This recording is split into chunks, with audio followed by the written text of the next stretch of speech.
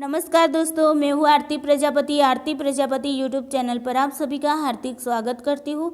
दोस्तों, हमारे यहाँ UGC net paper 1 and paper 2 psychology की प्रिपरेशन कराई जा रही है। आज का हमारा जो यूनिट है दोस्तों वो पेपर 1 का है और उसका नाम है कम्युनिकेशन।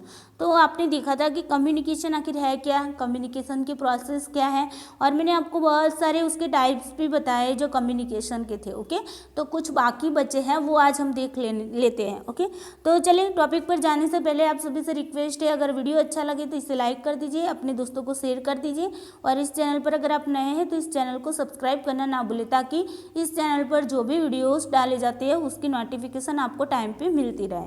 तो चलिए दोस्तों चलते हैं, टाइप्स ऑफ कम्युनिकेशन देखते हैं। ओके, उसमें हम देख रहे हैं कि आज हम देखने वाले हैं वर्बल कम्युनिकेशन और नॉन वर्बल कम्युनिकेशन। तो देखिए दोस्तों, वर्बल कम्युनिकेशन किसे कहेंगे, तो जहाँ पर शब्द का प्रयोग किया गया हो, ध्वनि का प्रयोग किया गया हो, या फिर भाषा का प्रयोग किया गया हो। ओके, शब्द किसे कहेंगे, जो हम बोलते हैं तो वहाँ पर जो शब्द ऐसा नहीं होता है कि जो बोलते हैं वही शब्द होते हैं। जैसे कि मान लीजिए पोस्टर में कुछ लिखा हुआ है तो वो भी क्या है, एक शब्द है ना। तो शब्द की परिभाषा ऐसी होगी जिसे हम बोल भी सकते हैं और जिसे हम पढ़ भी सकते हैं। ओके, फिर ध्वनि जो मैं बोल रही हूँ उसके साथ साथ जो भी ध्वनियाँ निकल रही है बोलने में, है ना, तो उसे हम कहेंगे ध्वनि। भाषा, तो जो भी भाषा का प्रयोग किया जाता है उसे हम कहते हैं भाषा। ओके, तो जहाँ पर शब्द, ध्वनि और भाषा का प्रयोग किया जाता है और उसका प्रयोग करके जो कम्युनिकेशन हम करते हैं उसे ही हम क्या कहते हैं, वर्बल कम्युनिकेशन कहते हैं। ओके, चलिए आगे देखते हैं। तो वर्बल कम्युनिकेशन जो होता है दोस्तों वो सेंडर की पॉइंट ऑफ व्यू से होता है। देखिए किस तरीके से सेंडर की पॉइंट ऑफ व्यू से होता है। तो मान लीजिए मैं कुछ बोल रही हूँ, तो मैं बोल रही हूँ और आप सुन रहे हैं। ओके, मैं बोल रही हूँ और आप सुन रहे हैं, तो आवाज़ कहाँ से आ रही है, मेरी ओर से आ रही है। सबसे पहले मेरी ओर से आ रही है। ओके, तो ये क्या हो गया, मैं कौन हूँ, सेंडर हो गई, है ना। तो मैं आपको कुछ बता रही हूँ तो मैं हो गई सेंडर। ओके, तो ये सेंडर के पॉइंट ऑफ व्यू से होता है, जबकि नॉन वर्बल कम्युनिकेशन जो होता है वो रिसीवर के पॉइंट ऑफ व्यू से होता है। किस तरीके से रिसीवर की ओर से होता है उसके बारे में मैं आपको नॉन वर्बल कम्युनिकेशन में बताने वाली हूँ। ओके, चलिए उसके बाद देखते हैं शाब्दिक संचार, यानी कि वर्बल कम्युनिकेशन होते हैं उसके दो टाइप्स होते हैं। कौन से होते हैं, तो ओरल कम्युनिकेशन और दूसरा है हमारा रिटन कम्युनिकेशन। मौखिक संचार को क्या कहेंगे हम, ओरल कम्युनिकेशन, और लिखित संचार को क्या कहेंगे, रिटन कम्युनिकेशन। ओके, चलिए इन दोनों के बारे में देखते हैं। सबसे पहले देखते हैं ओरल कम्युनिकेशन किसे कहते हैं। तो दोस्तों ओरल कम्युनिकेशन में क्या होता है कि जहाँ पर मुख के द्वारा हम बात करते हैं। ओके, यानी कि मुख से जो कुछ बोलते हैं, मौखिक रूप से जो बोलते हैं उसे ही हम कहते हैं ओरल कम्युनिकेशन। ओके, यानी कि मुख के द्वारा बोले जाने वाले शब्द, ध्वनि, भाषा का प्रयोग करके जो भी कम्युनिकेशन किया जाता है उसे हम कहेंगे ओरल कम्युनिकेशन। अब देखिए ओरल कम्युनिकेशन होता है, उसका जो क्षेत्र होता है वो कैसा होता है, सीमित होता है। कैसे होता है उसके बारे में आपको बताती हूँ। देखिए मान लीजिए कि आपने एक बुक है, आप अपनी बुक लेकर बैठे हैं, आप मान लीजिए कि कम्युनिकेशन के बारे में पढ़ रहे हैं। क्या, कम्युनिकेशन के बारे में पढ़ रहे हैं। अब देखिए ये कम्युनिकेशन के बारे में जब आप पढ़ रहे हैं उसमें आप टाइप्स पढ़ रहे हैं, उसके क्या पढ़ रहे हैं, टाइप्स पढ़ रहे हैं। अब ये टाइप्स पढ़ते पढ़ते अगर आप पढ़ने जाओगे तो उसका टाइम कितना लगेगा दोस्तों, तो उसका टाइम लगेगा आपको 10 मिनट लगेगा, है ना। एक पेज अगर आपको पढ़ना है तो उसका टाइम कितना लगेगा, 10 मिनट लगेगा। लेकिन अगर आपका दोस्त बोलता है कि ये टाइप्स मुझे समझ में नहीं आ रहा है, तुम मुझे समझाओ, तो आप क्या करोगे, 10 मिनट का जो आपको पढ़ने में 10 मिनट लग रही थी वही आप अपने दोस्त को समझाएंगे तो वो आप 5 मिनट में उसे समझा दोगे, है ना। तो मौखिक रूप से अब जब आप किसी के साथ कम्युनिकेशन करते हैं तो उसका जो क्षेत्र होता है वो कैसा होता है, सीमित हो जाता है, यानी कि थोड़ा सा छोटा हो जाता है। ओके, मान लीजिए कि एग्ज़ाम में आप कुछ आप क्वेश्चन लिख रहे हैं, ओके, क्वेश्चन का आंसर लिख रहे हैं। अब देखिए क्वेश्चन के मार्क्स है आपके 10, कितने हैं 10 मार्क्स है। अब देखिए 10 मार्क्स का क्वेश्चन है तो आपको मिनिमम 5 पेज तो पढ़ने ही पड़ेंगे। अब 5 पेज को पढ़ने में आपको टाइम कितना, 5 पेज को लिखने में आपको टाइम कितना लगता है दोस्तों, तो 15 मिनट लगती है ना, 10 से 15 मिनट लगती है, मान के चलो 10 मिनट लग रही है। अब देखिए यही बात आपका दोस्त आपको मिलता है और बोलता है यार ये क्वेश्चन था मुझे समझ में नहीं आया, 10 मार्क्स का क्वेश्चन था और मैंने उसे छोड़ दिया क्योंकि मुझे वो समझ में नहीं आया था। तो मुझे ये बताओ कि इस क्वेश्चन में क्या कहा जा रहा था, यानी कि उसका आंसर क्या आएगा। तो आप क्या करोगे, अपने दोस्त को जो आपने 10 मिनट में जो लिखा था वही आप अपने दोस्त को जब समझाने चाहोगे तो 5 मिनट में आप समझा दोगे उसे, है ना। तो उसे हम क्या कहेंगे कि जो मौखिक कम्युनिकेशन होता है वो उसका जो क्षेत्र होता है वो कितना होता है, सीमित होता है। यानी कि 10 मिनट लिखने में आपको 10 मिनट लगी थी और उसी बात को आपको समझाने में सिर्फ और सिर्फ 5 मिनट लगी, ओके। तो ये हो गया ओरल कम्युनिकेशन का जो क्षेत्र होता है वो क्या होता है, सीमित होता है, ओके। चलिए आगे देखते हैं। कक्षागत संचार में सबसे अच्छा संचार मौखिक संचार होता है, ओके। यानी कि आप जब भी क्लासरूम में जो भी कम्युनिकेशन होता है शिक्षक और छात्रों के बीच में, तो उसमें अगर कोई अच्छा सा कम्युनिकेशन माना जाता है तो वो है हमारा ओरल कम्युनिकेशन, ओके। सबसे ज़्यादा इफ़ेक्टिव भी वो ओरल कम्युनिकेशन ही होता है, ओके। चलिए एग्जाम्पल के तौर पे यहाँ पर बताया है टेलीफोनिक बातचीत, आप अपने दोस्त से, अपने परिवारजनों से, या फिर आप अपनी गर्लफ्रेंड से, या फिर आप अपने बॉयफ्रेंड से, या फिर एक हस्बैंड अपनी वाइफ से, एक वाइफ अपने हस्बैंड से, ओके, एक पत्नी एक लेडी अपने माता पिता से, जिस तरीके से टेलीफोनिक रूप में बात करती है वो क्या होता है, हमारा ओरल कम्युनिकेशन होता है, ओके। क्लासरूम में मान लीजिए बच्चे शरारत कर रहे हैं तो आप बच्चों को बोलेंगे बच्चे शरारत ना करें, ओके। तो आपने बच्चों को बोला कि बच्चे शरारत ना करें, वो क्या हो गया, आपका ओरल कम्युनिकेशन हो गया। जैसे चर्चा करते हैं आप अपने दोस्तों के साथ, या फिर अपना कोई भी ग्रुप होता है उसमें अगर आप चर्चा करते हैं, डिस्कशन करते हैं, तो वो भी क्या होगा, आपका ओरल कम्युनिकेशन होगा, ओके। सेमिनार, तो सेमिनार में भी ओरल कम्युनिकेशन का यूज़ किया जाता है। संक्षिप्तता होनी चाहिए, अभी मैंने आपको बताया उसमें क्या होता है, शॉर्ट में आप बहुत सारी बात कह देते, 10 मिनट जो लिखने में आंसर लिखने में आपने लगा दी थी उसी बात को आपने शॉर्ट में आपने 5 मिनट में बता दिया अपने दोस्त को। मान लीजिए 3 घंटे की मूवी है, आप देख कर आए, आपके दोस्त ने पूछा कि यार मूवी कैसी थी, तो क्या आप 3 घंटे की मूवी को 3 घंटे तक अपने दोस्त को बताओगे, तो बिल्कुल भी नहीं बताओगे। आप क्या करोगे, 3 घंटे की मूवी को आप 5 या 10 मिनट में उसके सामने प्रस्तुत कर दोगे, है ना। तो 5 या 10 मिनट में उसे पूरी जो भी मूवी है उसका सार बोलते ना, सार उसे बता देंगे, संक्षेप उसे बता देंगे, ओके। तो ये उसमें ओरल कम्युनिकेशन में क्या होती है, संक्षिप्तता होती है, स्पष्टता होनी चाहिए। यानी कि हम जो भी सामने वाले को बताते हैं वो सामने वाला उसी अर्थ में उस बात को समझना चाहिए। इसी तरीके से ओरल कम्युनिकेशन होता है। जिस तरीके से मैं आपको कुछ बता रही हूँ, मान लीजिए मैं अभी आपको ओरल कम्युनिकेशन के बारे में बता रही हूँ, तो अगर मैं आपको ओरल कम्युनिकेशन को जिस अर्थ में बताना चाहती हूँ उस अर्थ में अगर आप समझ रहे हो तो बात सही है, तो उसे हम कहेंगे कि ये जो कम्युनिकेशन है वो स्पष्ट है, ओके। अगर नहीं समझ रहे हो इसी अर्थ में तो इसका मतलब होता है कि आपका ये कम्युनिकेशन स्पष्ट नहीं है, ओके। चलिए आगे देखते हैं। निश्चित एवं सही शब्दों का प्रयोग होना चाहिए। यहाँ पर निश्चित और सही शब्द यूज़ किए जाने चाहिए, यानी कि ऐसी विशिष्टावली का प्रयोग ना किया जाना चाहिए ताकि सामने वाला समझ ना सके, ओके। ऐसे शब्द में सिंपल से शब्दों में आप उसे समझा सकते हैं। जिस तरीके से आपको पता होगा बहुत सारे स्टूडेंट बोल रहे हैं कि मैम जो बुक्स हैं हमारी, उस बुक्स में जो भाषा दी गई है यानी कि जो वर्ड्स दिए गए हैं वो हमारे समझ के बाहर है ना।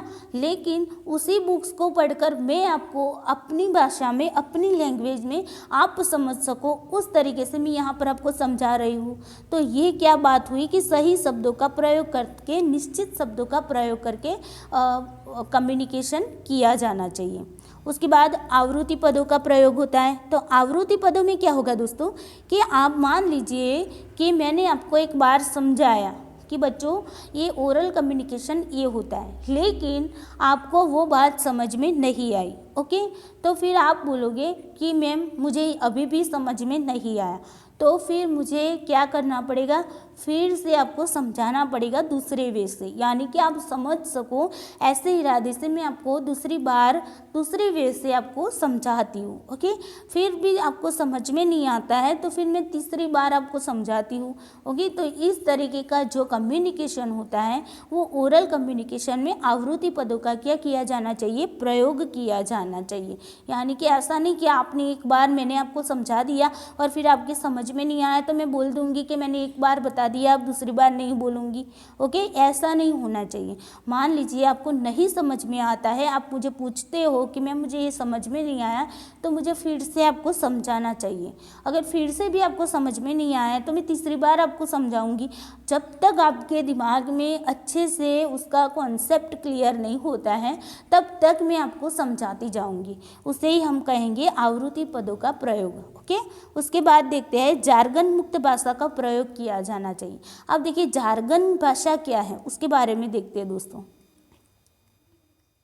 तो जार्गन भाषा किसे कहेंगे, जब दो व्यक्ति, मान लीजिए ये ए व्यक्ति है और ये है हमारा बी व्यक्ति, ओके, जब दो व्यक्ति विशिष्ट भाषा का प्रयोग करके क्या करते हैं, बातचीत करते हैं, जो सामने वाले व्यक्ति के अलावा तीसरे व्यक्ति को पता न चल पाए, उसे ही हम कहते हैं जार्गन भाषा।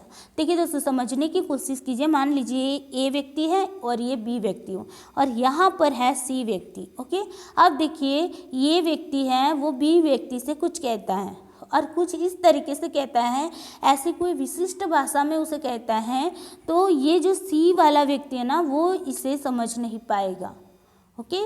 तो इसे ही हम कहते हैं जार्गन भाषा, ओके। चलिए मान लीजिए कि आप है उत्तर प्रदेश से, ओके, और ये आपका दोस्त है वो भी उत्तर प्रदेश से है, ओके। तो आपको पता होगा कि उत्तर भारत में हिंदी लैंग्वेज को ज़्यादा महत्व दिया जाता है, ओके। तो वहाँ पर ज़्यादा यूज़ होने वाली अगर लैंग्वेज है तो हिंदी लैंग्वेज है, ओके। अब देखिए यहाँ पर एक व्यक्ति खड़ा है, वो आया है आपका दक्षिण भारत से आया।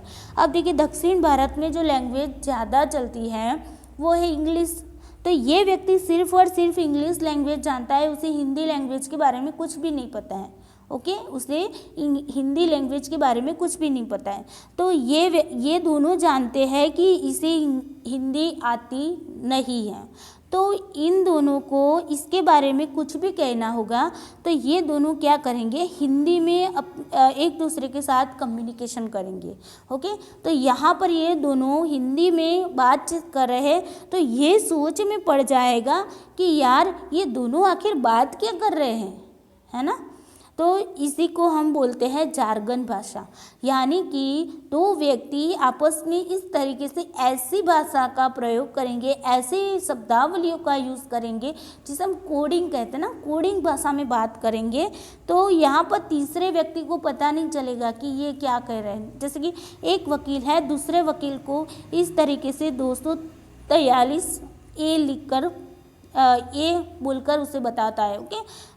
इसने कुछ पूछा तो ये वकील ने उसे ये कोड में बताया, ओके, यानी कि 243 ए। तो अब देखिए ये सोचेगा, ये जो पर्सन है वो सोचेगा ये इसका मतलब होता क्या है आखिर, है ना। तो इसे ही हम कहते हैं जार्गन भाषा, ओके। आई होप जार्गन भाषा के बारे में आपको समझ में आ गया होगा। अगर इससे रिलेटेड कोई भी क्वेश्चन आएगा तो आपको आना चाहिए कि जार्गन भाषा क्या होती है। तो जहाँ पर विशिष्ट भाषा का प्रयोग करके दो व्यक्ति आपस में एक दूसरे से इस तरीके से बात करते हैं कि तीसरा व्यक्ति उस भाषा को ना जानता हो, यानी कि तीसरे व्यक्ति को उस भाषा के बारे में किसी भी प्रकार का नॉलेज ना हो, और उसे ही हम कहते हैं जार्गन भाषा। तो यहाँ पर दोस्तों क्या बताया गया है ओरल कम्युनिकेशन में कि जार्गन मुक्त भाषा होनी चाहिए। जार्गन मुक्त शब्द बीच में मुक्त शब्द है। तो जार्गन मुक्त यानी कि जार्गन भाषा से मुक्त शब्दों का हमें क्या किया जाना चाहिए, प्रयोग किया जाना चाहिए। यानी कि हमें बच्चे के सामने इस तरीके से ऐसे शब्दों को प्रस्तुत करना चाहिए कि बच्चा अच्छे से उसे समझ पाए, ना कि ऐसा कि हम अपनी ही कोडिंग में बातें करते रहे और बच्चा ना समझ पाए। ओके, मान लीजिए कि आप नए नए टीचर हैं, तो आप नए नए टीचर हैं और आपकी जो लैंग्वेज होगी वो शुद्ध होगी। ओके, और आपकी जो जॉब है वो गांव में लगी है, तो गांव में जो बच्चे होंगे तो उनकी लैंग्वेज शुद्ध नहीं होगी। ओके, तो यहाँ पर क्या होगा, यहाँ पर बच्चे जानते हैं उस गांव की स्थानिक भाषा को जानते हैं। ओके, तो आपने बच्चों को शुद्ध भाषा में कुछ बताया तो ये बच्चे कुछ समझ नहीं पाएंगे कि ये मैम ये सर क्या बता रहे हैं, है ना। तो यहाँ पर क्या होगा, आपको क्या करना पड़ेगा, आपको उस गांव की स्थानिक भाषा को जानना पड़ेगा और उस स्थानिक भाषा को जानकर आपको बच्चे को जो भी विषय वस्तु है वो समझानी पड़ेगी, सिखानी पड़ेगी। ओके, तो उसे ही हम कहते हैं जार्गन मुक्त भाषा। ओके, चलिए अब आते हैं आगे। अब बात करते हैं दोस्तों रिटन कम्युनिकेशन की। अब देखिए रिटन कम्युनिकेशन क्या होता है, तो जहाँ पर लिखकर बात की जाती हो, यहाँ पर मैं आपको बता रही हूँ, ये लिखकर बता रही हूँ। ओके, तो ये क्या हो गया, हमारा रिटन कम्युनिकेशन हो गया। ओके, तो गवर्नमेंट ऑफिस लेटर होता है, आपने देखा होगा कि गवर्नमेंट लेटर, मान लीजिए किसी मंत्रालय से कोई लेटर जारी किया गया है, कोई सूचना जारी की गई है, तो वो ऐसे लिखकर आपको वो कागज़ जारी किया जाता है ना, तो उसे ही हम कहेंगे रिटन कम्युनिकेशन। जिस तरीके से कोई कानून बनता है तो उस कानून के लिए भी क्या लिखकर कानून बनाना पड़ता है। ओके, कोई सूचना देनी होती है, मान लीजिए कोविड की रसी जो वैक्सीन है, वो वैक्सीन हर गवर्नमेंट एम्प्लॉयड है उन लोगों को क्या करनी है, लेनी है।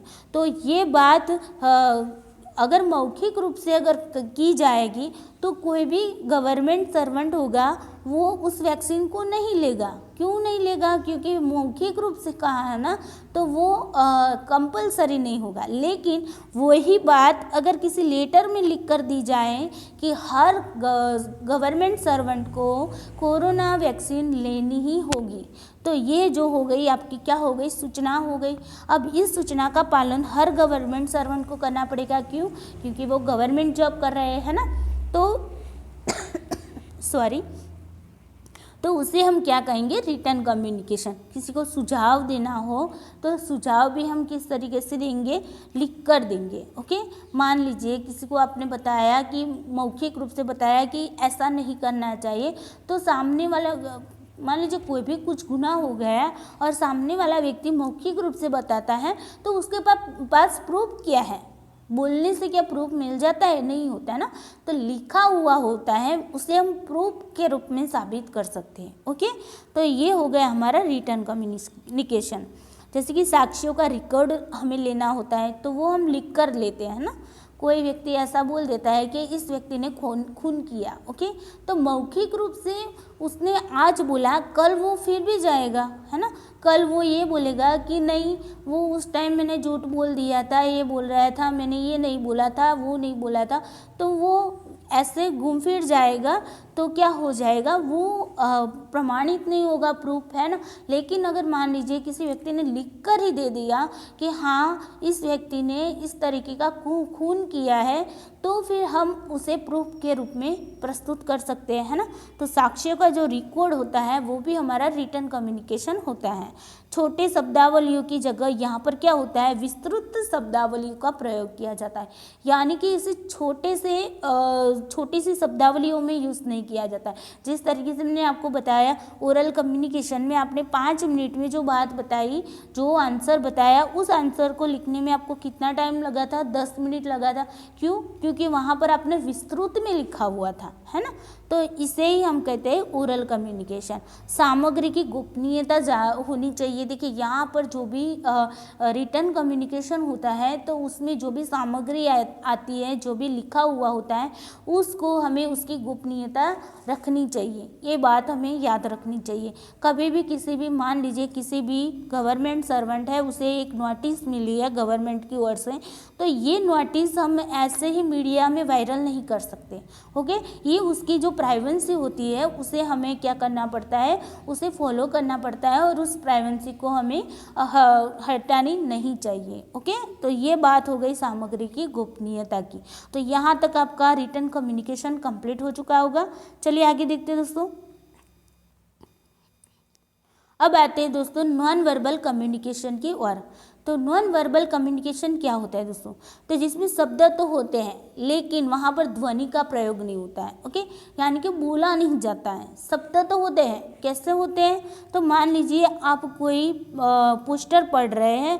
ओके, तो पोस्टर में कुछ लिखा हुआ है, तो जो लिखा हुआ है वो क्या है, शब्द ही तो है ना।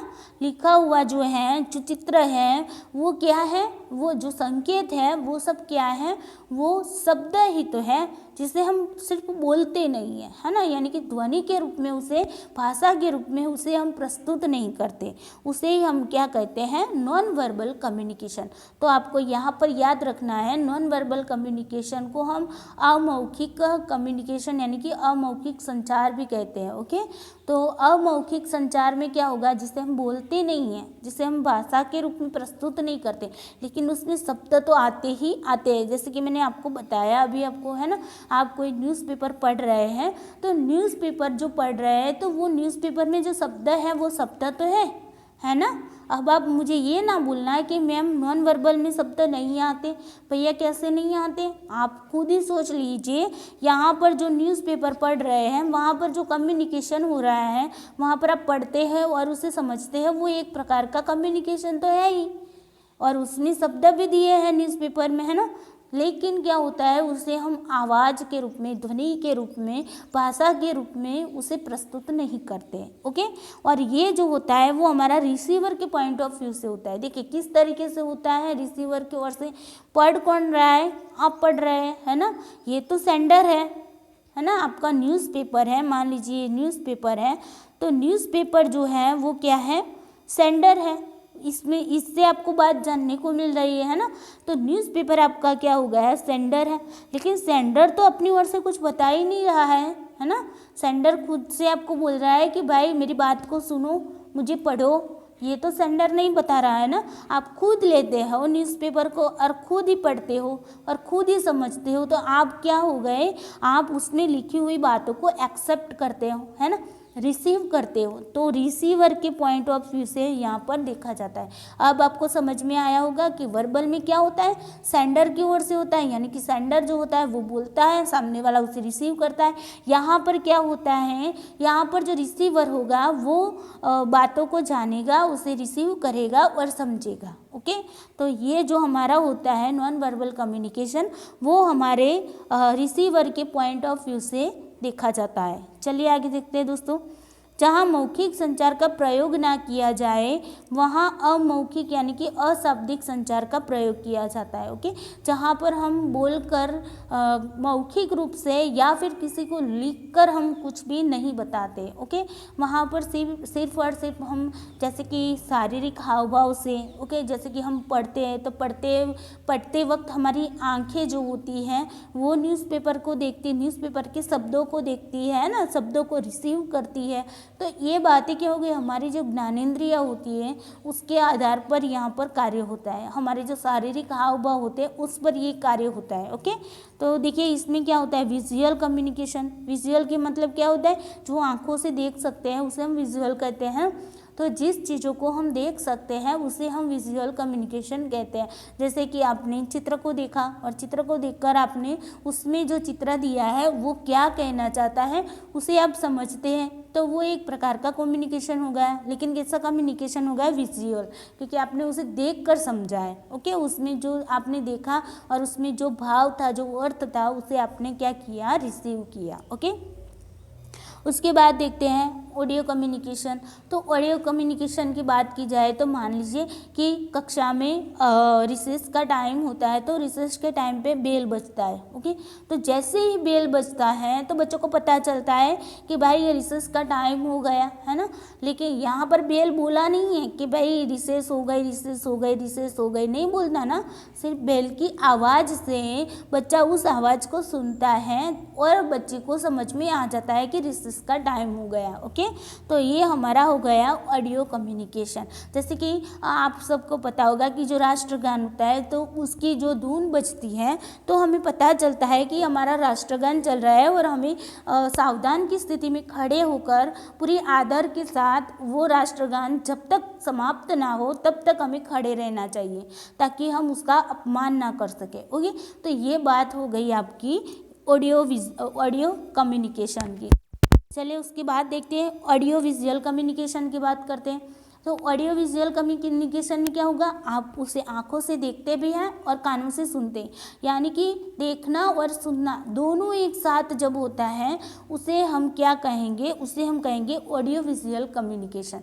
जैसे कि आप टेलीविज़न देख रहे हैं, क्या है, टेलीविज़न दिख रहा है, तो टेलीविज़न जो देख रहे हैं तो आप उसमें जो भी इमेजेस दिखा रहे हैं, जो भी वीडियोस दिखा रहे हैं उसे आप देखते हैं और उनमें जो भी बोल रहे हैं वो आप क्या करते हैं, सुनते हो। ओके, तो ये क्या हो गया हमारा ऑडियो विजुअल कम्युनिकेशन। अब आप ये कहोगे कि मैम ऑडियो विजुअल कम्युनिकेशन में जो टेलीविज़न होता है तो उसमें तो शब्द का प्रयोग हुआ है, भाषा का प्रयोग हुआ है, लेकिन मैंने क्या बताया था आपको, यहाँ पर रिसीवर के पॉइंट ऑफ व्यू से आपको देखना है ना। तो आप खुद रिसीवर हैं तो वहाँ पर आप टीवी आप ग्रहण कर रहे हैं ना, तो उसे देख रहे हैं, अर्थघटन कर रहे हैं। यहाँ तक आपको समझ में आ गया। जो वर्बल कम्युनिकेशन है वो सेंडर के पॉइंट ऑफ व्यू से होता है और जो नॉन वर्बल कम्युनिकेशन होता है वो रिसीवर के पॉइंट ऑफ व्यू से होता है, यानी कि रिसीवर यहाँ पर क्या होता है, इम्पोर्टेंट्स होता है। ओके, चलिए आगे देखते हैं। अब देखिए यहाँ पर एक क्वेश्चन आया हुआ था कि मौखिक और अमौखिक में से किसी एक का चुनाव करना पड़े तो कौन से कम्युनिकेशन की आप पसंदगी करेंगे। तो यहाँ पर देखिए दोस्तों, अगर आपको मौखिक और अमौखिक में से किसी एक का चुनाव करना पड़े तो आपको अमौखिक संचार की पसंदगी करनी चाहिए। ओके, यानी कि अमौखिक का मतलब क्या होगा, नॉन वर्बल कम्युनिकेशन। तो आपको नॉन वर्बल कम्युनिकेशन की पसंदगी करनी चाहिए, क्योंकि नॉन वर्बल कम्युनिकेशन में बहुत कुछ बातें हमें जानने को मिलती है। मान लीजिए बच्चे शोर कर रहे हैं और टीचर जैसे ही क्लासरूम में एंटर होते हैं तो वो चुपचाप बैठ जाते हैं। क्यों, टीचर ने कुछ भी नहीं बोला है, टीचर सिर्फ अंदर एंटर ही हुए और बच्चे शांत हो गए। तो ये क्या हुआ, हमारा नॉन वर्बल कम्युनिकेशन हो गया। ओके, टीचर के आते ही बच्चे चुप हो जाते हैं, क्योंकि बच्चे को पता है कि अब देखिए टीचर आ गए हैं और अब हमें कुछ भी आवाज़ नहीं करनी है। ओके, विजुअल, तो यहाँ पर आंखों से कोई भी चीज़, ये मैंने आपको बता दिया, ऑडियो के बारे में बता दिया और ऑडियो विजुअल के बारे में भी मैंने आपको यहाँ पर बता दिया। चलिए यहाँ पर एक और भी क्वेश्चन आया हुआ है कि शाब्दिक और अशाब्दिक में से किसी एक का चुनाव करना पड़े तो अशाब्दिक का संचार का हमें क्या करना चाहिए, चुनाव करना पड़े। देखिए यहाँ पर मौखिक अमौखिक की बात की गई। अगर आपको इसकी जगह शाब्दिक और अशाब्दिक शब्द दिए हो और उनमें से किसी एक का चुनाव करने की बात की जाए तो आपको अशाब्दिक को पहले चूज़ करना है। ओके, अशाब्दिक को क्या करना है, सबसे पहले चूज़ करना है। ओके, चलिए अब देखते हैं नॉन वर्बल कम्युनिकेशन के बहुत सारे टाइप्स हैं, उन टाइप्स के बारे में बात करते हैं। तो प्रॉक्सिमिक्स है, काइनेसिक्स है, क्रोनोमिक्स है, पराभाषा है और मुखाभिव्यक्ति है। इन सभी के बारे में हम आगे देखते हैं। चलिए, तो प्रॉक्सिमिक्स किसे कहेंगे दोस्तों, प्रॉक्सिमिक संचार में क्या होगा, भौतिक दूरी के आधार पर ये संचार होता है। क्या होता है, भौतिक दूरी के आधार पर। जब दो व्यक्ति के बीच दूरी कम होती है तो दोनों के बीच क्या होती है, घनिष्ठता ज़्यादा होती है। और जब दो व्यक्तियों के बीच दूरी ज़्यादा होती है तो उनके बीच जो घनिष्ठता होती है वो कैसी होती है, कम होती है। मान लीजिए ये दोनों ही सहेलियाँ हैं और एक दूसरे के बहुत ही करीब रहती हैं तो उनके बीच क्या होगी, घनिष्ठता ज़्यादा होगी। अब जब घनिष्ठता ज़्यादा ज़्यादा होगी तो जो कम्युनिकेशन होगा वो भी अच्छा होगा, है ना। तो मान लीजिए ये दोनों के बीच में घनिष्ठता है, तो इस लेडी ने यानी कि इस गर्ल ने अपनी दोस्त को यानी कि अपनी सहेली को किसी का इशारा करके उसे कुछ बताया, तो ये उसका इशारा समझ जाएगी, है ना। लेकिन यहाँ पर कोई और व्यक्ति होगा तो वो नहीं समझ पाएगा कि इसने इशारे में क्या कह दिया। लेकिन यहाँ पर घनिष्ठता ज़्यादा है, तो इसी के आधार पर वो लोग एक दूसरे के संकेत को पहचानते हैं। ओके, तो उसे ही हम क्या कहते हैं, प्रॉक्सिमिक संचार कहते हैं। ओके, और यहाँ पर क्या होती है, यहाँ पर दूरी ज़्यादा होती है, यानी कि इन दोनों के बीच में घनिष्ठता नहीं है। तो यहाँ पर ये कोई संकेत भी दे देंगी तो यहाँ वाली व्यक्ति जो होगी वो उसे समझ नहीं पाएगी कि ये संकेतों में क्या कहना चाहती है। ओके, तो ये बात हो गई हमारी प्रॉक्सिमिक संचार की। जैसे कि एग्जाम्पल के तौर पे मैं आपको बता दूं कि बच्चा है और उसके मम्मी पापा के साथ वो किसी और के घर गया है। अब देखिए बच्चा जो है वो शरारती बहुत है और वो वहाँ पर शरारत करता है। वो क्या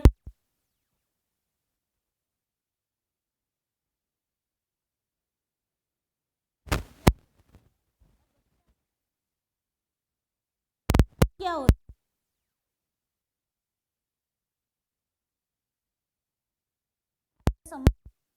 कि मम्मी ये कहना चाहती है कि तुम शरारत ना करो वरना घर जाकर तुम्हारी पिटाई होगी। ओके, मम्मी ने ऐसा कुछ बोला नहीं है, मम्मी ने सिर्फ उसके सामने दिखा ही है। क्या किया है, सिर्फ दिखा है। फिर भी बच्चा ये समझ जाता है कि मम्मी ये कहना चाहती है कि अगर तुमने ये अब शरारत की ना तो घर जाकर तुम्हारी पिटाई करूँगी।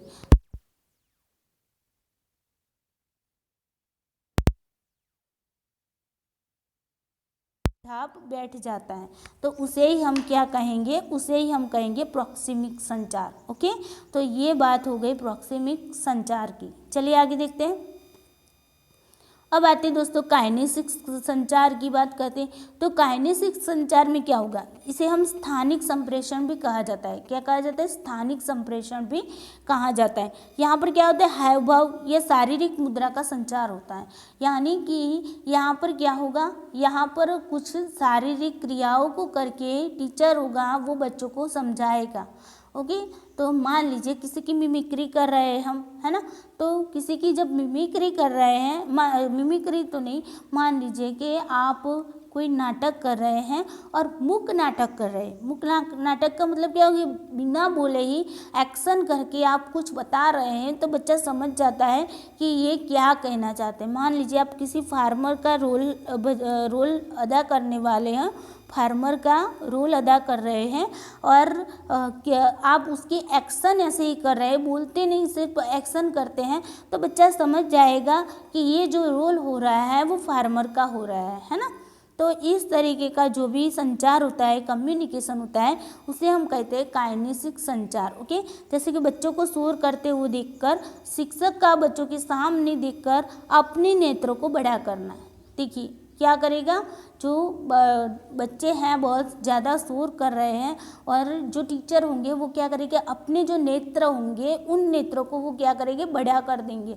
जैसे ही बड़ा करेंगे तो बच्चा समझ जाएगा कि अब शोर करने में कुछ भी मज़ा नहीं है। ओके, तो ये बात हो गई काइनेसिक्स में। अब आप ये बोलोगे कि मैम आपने आगे जो प्रॉक्सिमिक संचार है उसमें भी यही बात बताई। यहाँ पर मैंने क्या बताया आपको कि जितनी दूरी कम होगी उतनी घनिष्ठता ज़्यादा होगी, और जितनी घनिष्ठता ज़्यादा होगी उतनी ही दोनों के बीच में जो कम्युनिकेशन की गैप होती है वो कम होगी। यानी कि संकेतों को भी सामने वाला व्यक्ति कुछ कहे बिना भी संकेतों को समझ जाएगा। ओके, यानी क्यों, क्योंकि यहाँ पर दूरी कम है।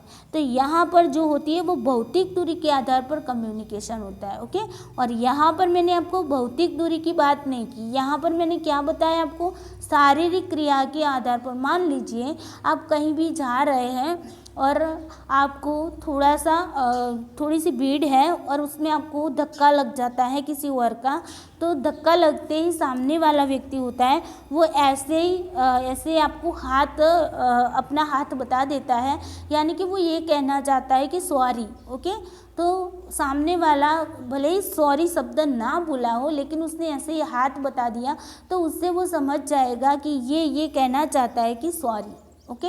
जैसे कि मान लीजिए आप ट्रैवलिंग कर रहे हैं, अपनी गाड़ी को लेकर जा रहे हैं और सामने से कोई गाड़ी आ रही है, तो सामने से गाड़ी आ रही है वो रॉन्ग साइड पे आ रही है। ओके, आप राइट साइड से जा रहे हैं, सामने से जो गाड़ी आ रही है वो रॉन्ग साइड से आ रही है। जैसे वो आपके पास से होती है तो आप उसे अपना हाथ खिड़की में से, जो गाड़ी की खिड़की होती है वहाँ से अपना हाथ बाहर निकाल कर उस गाड़ी वाले को कुछ ऐसे ही हाथ लंबा देते हैं, तो गाड़ी वाला समझ जाएगा कि मैं रॉन्ग साइड पे था, इसीलिए ये जो राइट साइड वाले व्यक्ति है वो गुस्सा हो गया है, गुस्सा होकर मुझे इसने हाथ दिखाया है। तो ये बात हो गई हमारी काइनेसिक संचार की। ओके, जहाँ पर शारीरिक क्रियाओं को करके, शारीरिक हाव भावों से क्या किया जाता है, कम्युनिकेशन किया जाता है। चलिए अब आगे देखते हैं दोस्तों। अब आते हैं काइनेसिक्स के बाद आते हैं क्रोनोमिक संचार। तो क्रोनोमिक संचार किसे कहेंगे, तो ये समय के आधार पर संचार होता है। क्या होता है, समय के आधार पर संचार होता है। जैसे कि किसी फिक्स टाइम पर ही बात करना। क्या होता है, किसी फिक्स टाइम पर ही बात करना।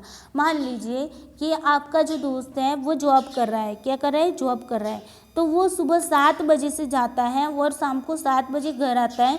आपको पता है कि मेरा दोस्त जॉब कर रहा है, सुबह 7 बजे जाता है, शाम को 7 बजे आता है, और आपको मान लीजिए अपने दोस्त का कोई भी काम पड़ा है, तो आपको पता है ये जॉब के टाइम पर आपका कॉल रिसीव नहीं करने वाला। ओके, तो आप क्या करोगे, उसे 7 बजे के बाद ही आप उसे कॉल लगाओगे और उससे बात करोगे। तो ये क्या हो गया, समय के आधार पर किया हुआ कम्युनिकेशन किया। ओके, जैसे कि मान लीजिए कि आप खाना खाने बैठते हैं और आपकी जो भी वाइफ है, तो उनको ना आपसे किसी ना किसी शिकायत हर रोज़ रहती है। तो वो आपकी वाइफ क्या करेगी, आप जब भी खाने बैठते हो वो आपको शिकायतें स्टार्ट कर देती है, ये था वो था। ओके, तो इस तरीके से वो जब भी आप खाने बैठेंगे तभी वो क्या करेगी, शिकायतें करेंगे। खाना खाने के बाद कुछ भी शिकायत नहीं करेगी, या फिर खाना खाने के पहले कुछ भी शिकायत वो आपसे नहीं करेगी। लेकिन जैसे ही आप खाना खाने बैठोगे उसके साथ, तो वो अपनी शिकायतें स्टार्ट कर देगी। ओके, हर बार हर टाइम पर जब भी खाना खाने बैठोगे तब वो शिकायतें स्टार्ट कर देंगी। तो ये क्या हो गया, ये क्रोनोमिक्स कम्युनिकेशन हो गया। ओके, आई होप आपको क्रोनोमिक संचार के बारे में समझ में आ गया होगा, जो समय के आधार पर होता है, फिक्स होता है कि इसी टाइम पर ये कम्युनिकेशन होगा। ओके, उसके अलावा उस टाइम के अलावा वहाँ पर किसी भी प्रकार का कम्युनिकेशन नहीं होगा। ओके, यानी कि जो टाइम पे जो होता है, जो शिकायत करने का, उसका मान लीजिए वाइफ का जो शिकायत करने का टाइम है वो फिक्स रह गया, उसे आदत से पड़ गई है कि जब भी आप खाना खाने बैठोगे वो शिकायत करती रहेगी, जब भी खाना खाने बैठोगी शिकायत करती रहेगी, बाकी के टाइम में वो आपको एक भी शिकायत नहीं करेगी। तो उसे ही हम कहेंगे क्रोनोमिक्स कम्युनिकेशन। ओके, चलिए उसके बाद देखते हैं पाराभाषा संचार। पाराभाषा संचार का मतलब क्या होता है, जिसे हम कहते हैं पारा लैंग्वेज कम्युनिकेशन। ये बहुत ही इंपॉर्टेंट है दोस्तों, इससे रिलेटेड भी क्वेश्चन आए हुए हैं।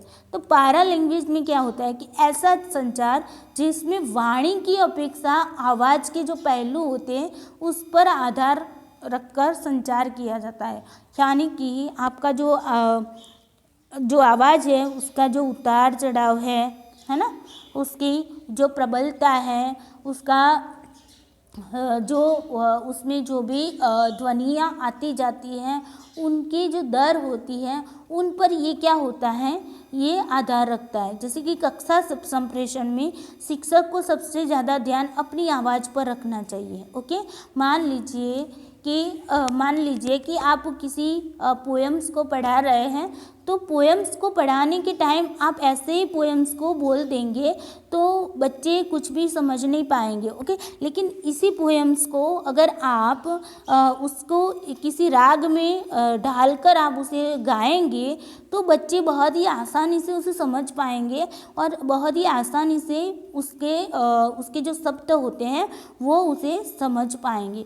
तो उसी को हम कहते हैं पाराभाषा कम्युनिकेशन। ओके, तो पाराभाषा कम्युनिकेशन में क्या होता है कि ध्वनि का उतार चढ़ाव दिखा जाता है, विरामों का योग्य उपयोग। यानी कि मान लीजिए मैं एक कहानी सुना रही हूँ, एक राजा था, तो यहाँ पर मैं एक राजा था बोलकर यहाँ पर क्या हो गई, रुक गई। उसके बाद बोलती हूँ कि राजा की एक पत्नी थी, तो यहाँ पर पत्नी थी बोलकर मैं फिर से यहाँ पर स्टॉप हो गई। फिर राजा और रानी बहुत ही अच्छे थे, तो उसे बोलकर मैं यहाँ पर क्या हो जाती हूँ, स्टॉप हो जाती हूँ। तो यहाँ पर क्या होती है, जहाँ जहाँ पर मैं स्टॉप हुई हूँ वहाँ पर विरामों का योग्य उपयोग किया मैंने। जहाँ पर विराम लगना चाहिए था वहाँ पर मैंने विराम लगा दिया। ओके, जहाँ पर मुझे ये बताना, एक दिन राजा जंगल में गया। तो इस तरीके से मैंने जो अपनी आवाज़ में जो उतार चढ़ाव बताया, तो वो बात हो गई आपकी ध्वनि के उतार चढ़ाव की। ओके, फिर यहाँ पर मैंने जो विराम लिया था वो क्या हो गया, विराम का योग्य उपयोग मैंने किया, है ना। फिर वाणी का दर, तो वाणी का दर और जो प्रबलता होती है, यानी कि जो आवाज़ की जो दर होती है, जो उसकी जो प्रबलता होती। अब देखिए, मुझे किसी ऐसी बात को बतानी है जो करुण बात है, करुण बात बतानी है मुझे, तो उसे मुझे करुण रस में ही बतानी पड़ेगी। ओके, जैसे कि आज राज बहुत दुखी था, ये मैंने आपको बता दिया। अब देखिए, बहुत दुखी था मैंने धीरे से बोला, है ना, तो उसमें करुणता मैंने बताई आपको। अब देखिए, मुझे ये बताना है, आज तो राज ने पंकज को बहुत ही मारा, तो ये मैंने क्या किया, जोर से आपको बताया। जैसे कि मारा यानी कि उसके साथ जो फाइट की, उसमें क्या होती है, उसमें आवाज़ में दम आ जाती है। ओके, तो ये बात हो गई हमारी वाणी के दर और प्रबलता की। तो यहाँ पर पैरा लैंग्वेज में आपको पता चल गया, ध्वनि का उतार चढ़ाव देखा जाता है, विरामों का योग्य उपयोग किया जाता है, और वाणी का जो दर और प्रबलता होती है उस पर क्या किया जाता है, ध्यान दिया जाता है। यानी कि वाणी की अपेक्षा क्या होती है, उसकी जो आवाज़ होती है, वाणी की अपेक्षा है, वाणी की अपेक्षा क्या होता है कि उसकी जो दर होती है, उसकी जो आवाज़ होती है, उसके पहलू पर यहाँ पर ध्यान दिया जाता है। तो आई होप आपको पारा भाषा संचार के बारे में पता चल गया होगा, पारा लैंग्वेज में, जहाँ पर उतार चढ़ाव, योग्य विराम लेना। ओके, जहाँ पर जो वाणी की जो दर होती है, यानी कि बढ़ानी घटानी, जैसे कि बहुत तेज बोलना, बहुत करुण रस में बोलना, इस सारी बातों को ध्यान में रखते हुए जो कम्युनिकेशन किया जाता है उसे ही हम कहते हैं पारा भाषा कम्युनिकेशन। ओके, चलिए अब देखते हैं आगे। जैसे कि अब आप ये बताओगे कि मैम ये तो हमारे नॉन वर्बल है, तो इसमें बोलने की बात कहाँ से आई।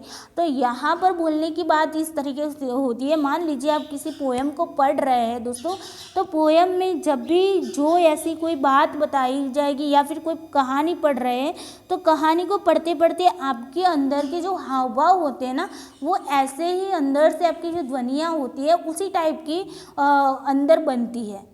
यानी कि अगर आप करुण कहानी सुन रहे हैं, पढ़ रहे हैं, तो उससे क्या होता है कि आपके अंदर की जो धड़कनें होती हैं वो बहुत ही मंद हो जाएगी। अगर आप किसी ऐसी बातें पढ़ रहे हैं जहाँ पर क्या होती है, जहाँ पर तेज मान लीजिए आप कोई फाइट वाली बातें पढ़ रहे हैं, तो वहाँ पर आपकी धड़कन क्या हो जाएगी, तेज हो जाएगी। तो ये एक प्रकार का कम्युनिकेशन हुआ, है ना, जो कहानी आपके दिल को छू जाती है ना, तो उसे हम कहते हैं पारा लैंग्वेज कम्युनिकेशन। ओके, तो यहाँ पर आपका क्लियर हो गया कि ये नॉन वर्बल कैसे हुआ। चलिए अब आगे देखते हैं। अब देखते हैं मुखाभिव्यक्ति संचार। तो जहाँ पर मुख से जो अभिव्यक्त किया जाता है उसे ही हम कहते हैं मुखाभिव्यक्ति संचार, जिसे हम कहते हैं फेस इंप्रेशन कम्युनिकेशन। तो फेस इंप्रेशन कम्युनिकेशन में मुख का मतलब क्या होगा, ये आपका मुख है तो इसमें आंखें आएगी, आपका नाक आएगा, आपका मुंह आएगा, ओके, आपके कान आएंगे, ये सारी बातें यहाँ पर आ जाएगी, है ना। तो ये पूरा आपका मुख भी आ जाएगा ना। तो ये आपका मुख यानी कि पूरा चेहरा है, और उस चेहरे पर जो भी इंद्रियाँ आई है और उसके आधार पर आप जो भी कम्युनिकेशन करते हैं तो उसे हम कहेंगे मुखाभिव्यक्ति संचार। जैसे कि कुछ चीज़ों को आप सुन रहे हैं, ओके, फिर किसी जो गंध होती है उसे आप सूंघ रहे हैं और उसे महसूस कर रहे हैं, ओके, कि इसका जो स्वाद होगा वो कैसा होगा, है ना, फील करते हो। कि बहुत बढ़िया खुशबू है या फिर बदबू है। ये सारी बातें जो होती है वो हमारी क्या होती है, फेस इंप्रेशन कम्युनिकेशन में आ जाती है। ओके, किसी दुश्मन को देखकर आपका चेहरा जो है वो बहुत ही क्रोधित हो जाता है, ऐसे देखने से क्रोधित हो जाता है, तो वो क्या हो गया, आपका मुखाभिव्यक्ति संचार हो गया, यानी कि फेस इंप्रेशन कम्युनिकेशन हो गया। फिर देखिए, अगर आपकी कोई अच्छा सा आपका दोस्त अगर आपके सामने आ जाता है तो आपके चेहरे पर स्माइल आ जाती है। तो ये स्माइल क्या बताती है कि आपका और उसके साथ जो रिलेशनशिप होगा वो बहुत ही अच्छा होगा, तभी तो आपने उसे देखकर स्माइल दे दी है। तो ये क्या हुआ, हमारा फेस इंप्रेशन कम्युनिकेशन हो गया। ओके, यहाँ पर मैंने बता दिया आपको, आँख, कान, मुंह, नाक, मुख, ये सारी बातें हमारी फेस इंप्रेशन में आ जाएगी, यानी कि हमारे चेहरे पर आ जाएगी। ओके, चलिए अब और भी कुछ ऐसे जो कम्युनिकेशन है जिसको हमने यहाँ पर ले लिया है, ताकि आपको यहाँ से कोई भी कम्युनिकेशन का क्वेश्चन आए तो आपको यहाँ पर कोई दिक्कत ना हो। अब देखिए, मेटा कम्युनिकेशन की बात की जाए तो मेटा कम्युनिकेशन किसे कहते हैं, जिन अशाब्दिक संकेतों को हम जिस अर्थ में इच्छनीय स्तर तक सामने वाले को पहुंचाना चाहते हो, तब वह बात सामने वाले को अच्छे ढंग से पहुंची है या बुरे ढंग से पहुंची है, उस स्थिति को समझने को हम क्या कहते हैं, मेटा कम्युनिकेशन।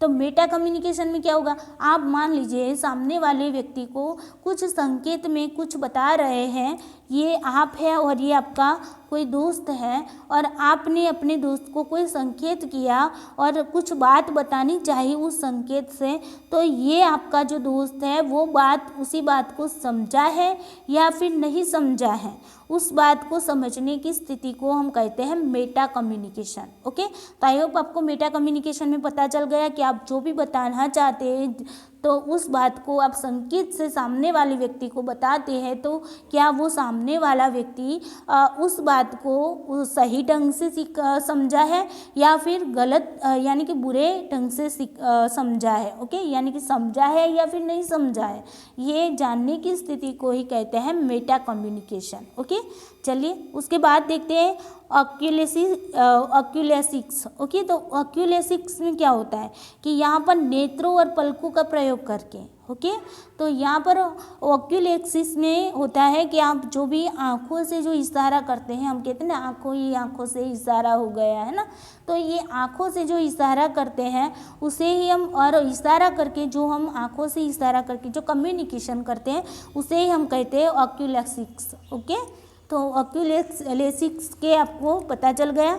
फिर आता है हैप्टिक्स। तो हैप्टिक्स कम्युनिकेशन में क्या होता है, स्पर्श करना। किसी को, मान लीजिए आप अपना छोटा सा बच्चा है और वो बच्चा रो रहा है, तो एक माँ होगी वो बच्चे को क्या करेगी, उसके जो सर पर हाथ रखेंगी और उसे ऐसे ही हाथ उसके सर पर रखकर उस हाथ को वहाँ पर सर पर फेरती रहेगी तो बच्चा शांत हो जाएगा। ओके, तो स्पर्श से बच्चे को पता चलता है कि मेरी माँ मुझे प्यार कर रही है ना, प्रेम कर रही है, यानी कि जो भी प्यार कर रही है बच्चा समझ जाता है और फिर बंद हो जाता है, तो उसे ही हम कहेंगे हैप्टिक्स कम्युनिकेशन। ओके, उसके बाद देखते हैं ऑब्जेक्टिक्स। ओके, तो ऑब्जेक्टिक्स कम्युनिकेशन में क्या होगा, तो ऑब्जेक्टिक्स कम्युनिकेशन में संप्रेषण में वस्तुओं का प्रयोग करना होता है।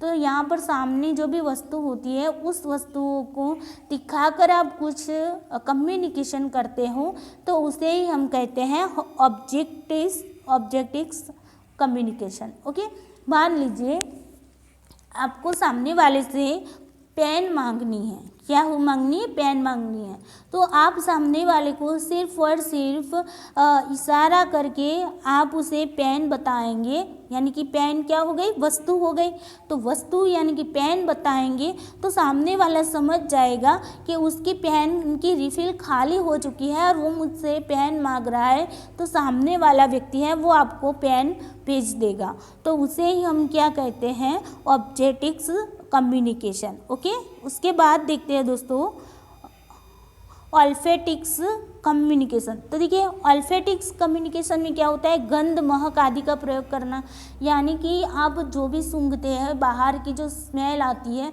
उसके आधार पर आपको पता चलता है कि यहाँ पर क्या कुछ है। ओके, मान लीजिए किसी के घर में किसी के घर में मान लीजिए मछली पक रही है, अगर किसी व्यक्ति ने वहाँ पर गया और वहाँ पर जो स्मेल आ रही है उससे उसे पता चलता है कि इसके घर में मछली पक रही है। ओके, तो ये क्या हुआ, ये सामने वाले ने आपको बताया नहीं कि मेरे घर में मछली पक रही है ना, लेकिन आपने क्या किया, ऐसे ही स्मेल को सूंघकर आपको पता चल गया, स्मेल के आधार पर पता चल गया कि इसके घर में मछली पक रही है। ओके, तो इसे ही हम कहेंगे ऑल्फेटिक्स कम्युनिकेशन। ओके, ऑल्फेटिक्स कम्युनिकेशन आपको समझ में आ गया। ओके, उसके बाद देखते हैं गुस्टोरिक्स कम्युनिकेशन। तो गुस्टोरिक्स कम्युनिकेशन में क्या होता है, स्वाद का प्रयोग करते हैं, है ना। तो देखिए, स्वाद के प्रयोग के आधार पर मान लीजिए आपने किसी वस्तु को चखा। ओके, अगर चखा तो आपको मान लीजिए जो वो वस्तु अगर आपको अच्छी लगी है, टेस्टी लगी है, तो आपके मुंह पर स्माइल आ जाएगी। क्या आ जाएगी, स्माइल आ जाएगी। तो उसी स्माइल से सामने वाला समझ जाएगा उसे ये चीज़ पसंद आई है। अगर मान लीजिए सामने वाला व्यक्ति है, आपको कड़वा रस दे देता है, कड़वा जूस दे देता है और आप उसे पीते हैं, जैसे ही कड़वे जूस को पिएंगे तो आपका मुंह ना ऐसे फूल जाएगा जैसे कि ना आपको किसी ने कुछ मार दिया हो या फिर कुछ हो गया हो आपके साथ। ओके, तो यानी कि कड़वे रस को पीते ही आपका मुंह बिगड़ जाता है। ओके, तो उससे सामने वाला व्यक्ति को पता चल जाएगा कि उसे ये चीज़ ना कड़वी लगी है और उसे ये कड़वी चीज़ अच्छी नहीं लगती है। तो आपने ना ही सामने वालों को कुछ बोला है, आपने सामने वाले को ये नहीं बोला कि मुझे ये कड़वी चीज़ पसंद नहीं, लेकिन पीते ही आपका मुंह अगर इस तरीके का बन जाता है तो सामने वाला ऐसे ही समझ जाता है कि इसे ये चीज़ पसंद नहीं है। तो ये बात हो गई हमारी गुस्टोरिक्स कम्युनिकेशन की, जो स्वाद के आधार पर होती है। ओके, तो इसके रिलेटेड भी क्वेश्चन पूछा गया है। दृश्य प्रकारता क्या है, श्रव्य प्रकारता क्या है। ओके, फिर दृश्य, श्रव्य, हाँ, फिर षडांत प्रकारता क्या है। ओके, तो ऐसी बातें यहाँ पर ऐसा क्वेश्चन पूछा गया था, तो ये बातें आपको याद रखनी। ओके, तो चलिए, ये जितने भी टाइप्स थे मैंने सारे बुक्स का कलेक्शन करके आपको सारे के सारे टाइप्स पढ़ा लिए हैं। और उसके बाद भी एक और टाइप बचता है, मैं यहाँ पर आपको समझा देती हूँ। एक आता है आपका इंटर कल्चर, एक ये रह गया था इंटर कल्चर। ओके, ये इंटर कल्चर है, वो नॉन वर्बल या वर्बल नहीं है, ऐसे ही स्वतंत्र रूप से है। जिस तरीके से आपने देखा था ना आगे, जिस तरीके इंटरपर्सनल, इंट्रापर्सनल, है ना, फिर ट्रांसैक्शनल, ये इस तरीके से आपने अलग अलग जो टाइप्स देखे थे कम्युनिकेशन के, उसके जैसा ही ये अलग से है। ओके, यानी कि वर्बल नॉन वर्बल का ये पार्ट नहीं, लेकिन ऐसे ही है। तो इसे समझ लेते हैं कि इंटर कल्चर का मतलब क्या होगा। तो इंटर का मतलब मैंने क्या बताया था आपको, इंटर का मतलब दूसरों से। ओके, तो यहाँ पर कल्चर का मतलब क्या होगी, संस्कृति, क्या होगी, संस्कृति।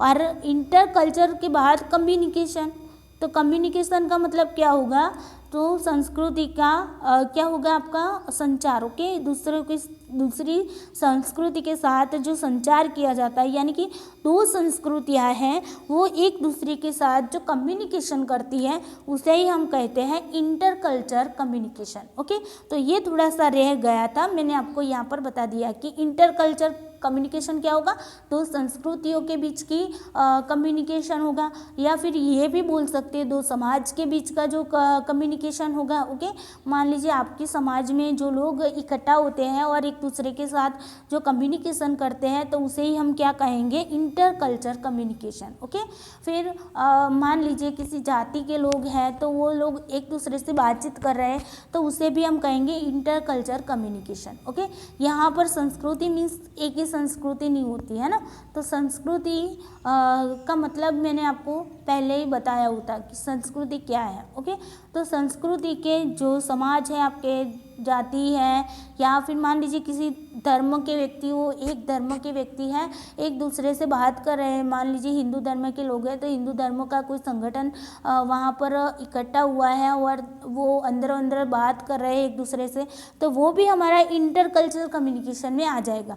और फिर मान लीजिए एक धर्म के लोग दूसरे धर्म के लोग से बात कर रहे हैं, एक दूसरे के साथ कम्युनिकेशन कर रहे हैं, तो उसे भी हम कहेंगे inter culture communication. Communication. Okay, तो आई होप आपको इंटर कल्चर कम्युनिकेशन के बारे में भी अच्छे से समझ में आ गया होगा। तो चलिए दोस्तों, ये थे हमारे टाइप्स ऑफ कम्युनिकेशन। सारे के सारे टाइप्स मैंने आपको बता दिए हैं। आई होप आपको अच्छे से समझ में आ गए होंगे। अगर यहाँ पर कोई भी दिक्कत रहती है, कोई भी क्वेरी रहती है, तो आप कमेंट बॉक्स में कमेंट डाल दीजिएगा, या तो फिर यहाँ पर डिस्क्रिप्शन में जो ग्रुप की लिंक दी है वहाँ पर ज्वाइन होकर भी आप आपके जो प्रश्न होंगे वो उसमें डाल सकते हैं। ओके, तो चलिए दोस्तों, आज के लिए इतना ही। Thank you so much.